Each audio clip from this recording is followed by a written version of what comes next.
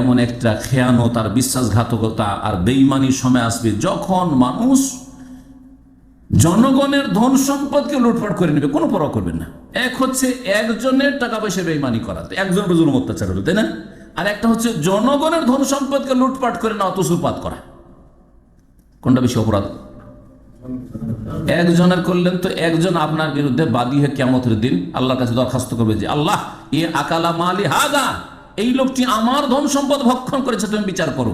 কিন্তু জনগণের যখন ধন সম্পদ লুটপাট করা হবে, খাওয়া হবে, দুর্নীতি, আর্থিক দুর্নীতি যেগুলো কাজকাল বলা হচ্ছে, হ্যাঁ, রাষ্ট্রীয় পর্যায়ে অমুক নেতা এত টাকার দুর্নীতি করেছে, হ্যাঁ, হচ্ছে না, হচ্ছে না, অমুক অফিসার এত টাকা ঘুষ খেয়েছে, অমুক এত টাকা খেয়েছে, অমুক চেয়ারম্যান সব লোকের কি এসেছিল, রিলিফ এসেছিল, এত খেয়েছে, হ্যাঁ, এত কোটি বা এত লাখ টাকা খেয়েছে। একজন দুজনের খেলো কি না, ওই রিলিফের টাকা পয়সা অথবা সরকারি টাকা পয়সা, সরকারি দপ্তরে যেসব সম্পদ রয়েছে এগুলির মালিক দেশের প্রত্যেক জনগণ, শাসক থেকে শুরু করে রাষ্ট্রপতি, প্রধানমন্ত্রী থেকে শুরু করে প্রত্যেক জনগণ, একটা গরিব দুঃখীও ওতে ভাগ রাখে যে এটা আমার অধিকার, তাই না?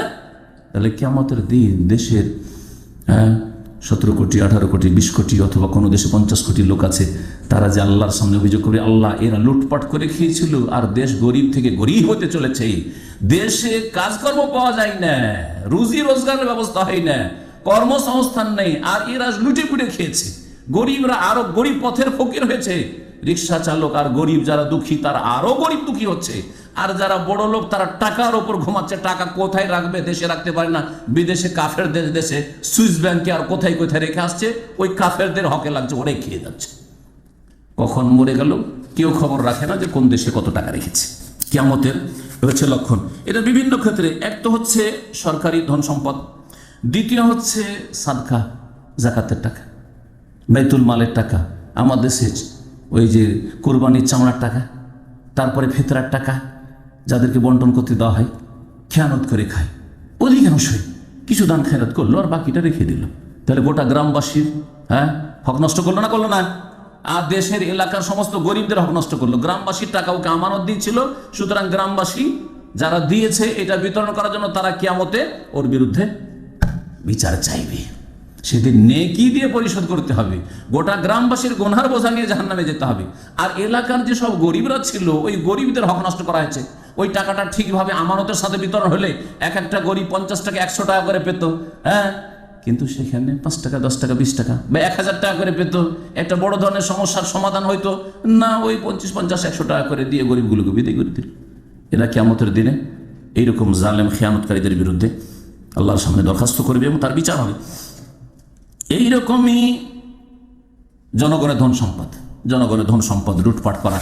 অনেক সময় গরিবের জমি জায়গা আছে, অনেক বড় বড় যারা জমিদার অথবা বড় বড় যারা ধরেন বিভিন্ন ইন্ডাস্ট্রি ফ্যাক্টরি করতে চায়, চায়ের বাগান করতে চায়, এরা করছে কি গরিবদের জমিগুলোকে জবরদস্তি লুটপাট করে নিচ্ছে, হ্যাঁ, গায়ের জোরে দখল করে নে, তুই এত টাকা করে বিঘা প্রতি নিবি, নে না যা, মস্তান দিয়ে দখল করে নিল। এগুলো হচ্ছে কিয়ামতের লক্ষণ। কিয়ামতের 23 নম্বর লক্ষণ হচ্ছে যে আমানত উঠে যাবে, আমানত বিশ্বস্ততা উঠে যাবে। বিশ্বাসই করতে পারবেন না কার কাছে আমি আমানত রাখি, টাকা পয়সা রাখবো, কার কাছে রাখবো, বা টাকা পয়সা ধার দিয়ে পাবো কি পাবো না, এই স্বর্ণটা কিনেছি রাখবো, অনেকে নিজের ঘরে হয়তো রাখতে পারছেন না, ব্যাচেলর মানুষ, হ্যাঁ, কার কাছে রাখবো, ফিরিয়ে পাবো পাবো না, ইত্যাদি যে কোনো ক্ষেত্রে আমানত উঠে যাবে। প্রিয় মুহাম্মদ রাসূলুল্লাহ সাল্লাল্লাহু আলাইহি ওয়াসাল্লামের একটি হাদিস রয়েছে যে একবার আমানত সম্পর্কে সাহাবীরা বলছে রাসূলুল্লাহ আলোচনা করলেন এবং বললেন যে আমানতদার বিশ্বস্ত লোক গোটা অঞ্চলে এলাকায় খুঁজে পাবে না। তারপরে কেউ বলবে যে ইন্নাফি বানি ফুলানিন রাজুলুন আমিন, অমুক বংশী, অমুক গ্রামে, অমুক ডিস্ট্রিক্টে একটা ধার্মিক লোক আছে, একজন লোক আছে বড়ই বিশ্বস্ত আমানতদার লোক আছে, ওর সাথে কারবার করা যেতে পারে, ওর কাছে টাকা পয়সা রাখা যেতে পারে, ওকে ধার খরচ দেওয়া যেতে পারে, ওর সাথে ব্যবসা বাণিজ্য করা যেতে পারে, এইরকম কথা বলে খুঁজে পাওয়া যাবে না।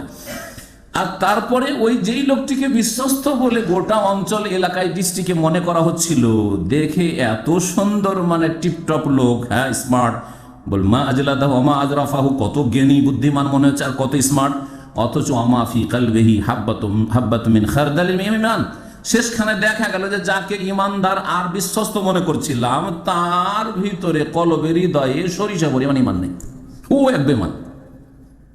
তাহলে বাকিগুলোর কি অবস্থা হবে? এটা হচ্ছে কিয়ামতের লক্ষণ। মুসলিম শরীফের হাদিস।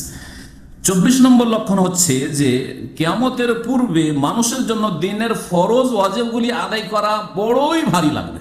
তার মধ্যে সর্বপ্রথম হচ্ছে নামাজ। আজকাল মুসলিমদের জন্য সবচেয়ে ভারী কাজ হচ্ছে নামাজ পড়া। শতকরা 98 জন আধা নামাজি বেনামাজি, মাত্র 2 জন। এটা হচ্ছে পরিসংখ্যান আজকে থেকে 20 বছর আগে আমার কাছে এসেছিল যে বাংলাদেশে পরিসংখ্যান করে দেখা গেছে 5 ওয়াক্ত ফজর সহ 5 ওয়াক্ত কায়েমি কখনো নামাজ ছাড়ে না। এইরকম নামাজের সংখ্যা মাত্র 100 জনে 2 জন মাত্র। বাকিগুলো কেউ 3 ওয়াক্ত, কেউ 4 ওয়াক্ত, কেউ 1 ওয়াক্ত, কেউ 2 ওয়াক্ত, কেউ মাঝে মধ্যে, কেউ শোক বালা মুসিবত আসলে, কেউ মরলে, রমজানে, এইরকম নামাজি। দিন ইসলামের ফরজ কাজগুলি খুব ভারী লাগবে, তার মধ্যে বিশেষ করে নামাজ, যেটাতে 1 পয়সা লাগে না। জাকাত, অধিকাংশ পয়সাওয়ালারা জাকাত দেয় না। হ্যাঁ, রোজা এমন ভারী যে আরামে যদি রোজা রাখতে পারে, ডিউটি করে রোজা রাখে না। এখানে ভালো করে খোঁজ খবর নিয়ে দেখবেন গত রমজানের খবর। হ্যাঁ, ইদানিং একটু গরম পড়েছে, তো গরম বেরোজাদারদের সংখ্যা আরো বেড়েছে। এক ভাই এসে বলছে যে সাহেব কি বলবো, শুধুমাত্র আমি রোজা রাখি আর রোমে 12 থেকে 14 জন লোক আছে, কেউ রোজা রাখে না, আর সকলে ফ্রি ইফতার করতে আসে। আরবদের সকলে ফ্রি ইফতার খেতে আসে, একজন রোজা রাখে। এখানকার খবর বলছি।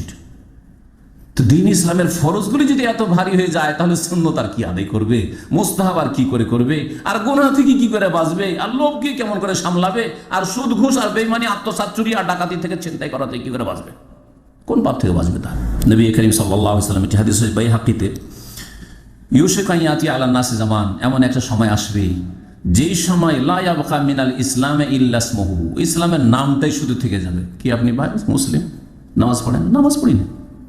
নামাজ পড়ে না মুসলিম, রোজা রাখেন? এটা পারি না ভাই, রাখবো। হ্যাঁ, দিনটা গরমের তো, বড় দিন, পারি না। হ্যাঁ, মুসলিম, নামাজ নেই, রোজা নেই, যাকাত নেই, হজ 10 বছর থেকে সৌদি আরবে চাকরি করে সব এখান থেকে নিয়ে গেল, টাকা পয়সা রিয়াল ডলার নিয়ে গেল, আর অনেক কিছু করলো, গ্রামে ছিল, শহরে চলে আসলো, কিন্তু একটা হজ নিয়ে যাওয়ার তৌফিক হলো না। ওমরা করে গেছে, বলছে ওমরা হজ করে এসেছি, ওমরার নামই দিয়ে দিল হজ। এই হাদিসটিকে কেউ কেউ জয়ীফ বলেছেন, তবে এই মর্মে আরো হাদিস রয়েছে যে মানুষের, মুসলিমদের জন্য দিনের ফরজ ওয়াজিব আদায় করাটা বড়ই ভারী কাজ মনে হচ্ছে। রাত্রে ওকে ডাকেন, রাত 2টার সময় ডাকেন যে ভাই আমাকে এয়ারপোর্টে রেখে আসতে হবে, লাফিয়ে উঠবে, অসুবিধা নেই, একটা রাত আপনার জন্য জাগলাম, বন্ধু মানুষ। হ্যাঁ, রাত 2টা 3টে অসুবিধা নেই, বসে আজকে যাওয়ার জন্য, আপনার সাথে এয়ারপোর্টে পৌঁছে দেওয়ার জন্য। এয়ারপোর্ট থেকে রিসিভ করে সারা রাত বসে আছে, ফ্লাইট দিলে সারা রাত ধরে এয়ারপোর্টে বসে আছে, কিন্তু 10 মিনিটের জন্য উঠবে আর ফজর নামাজ পড়বে, কোনোদিন তৌফিক হয় না, গোটা মাস ফজর উঠতে পারে না। দুনিয়াদারির ক্ষেত্রে দুনিয়ার খাতিরের জন্য কষ্ট করাটা কোনো ব্যাপার না, হালকা বিষয়, কিন্তু দিনের ফরজ আদায় করা সবচেয়ে বড় ভারী। এটা হচ্ছে কিয়ামতের লক্ষ্য। 25 নম্বর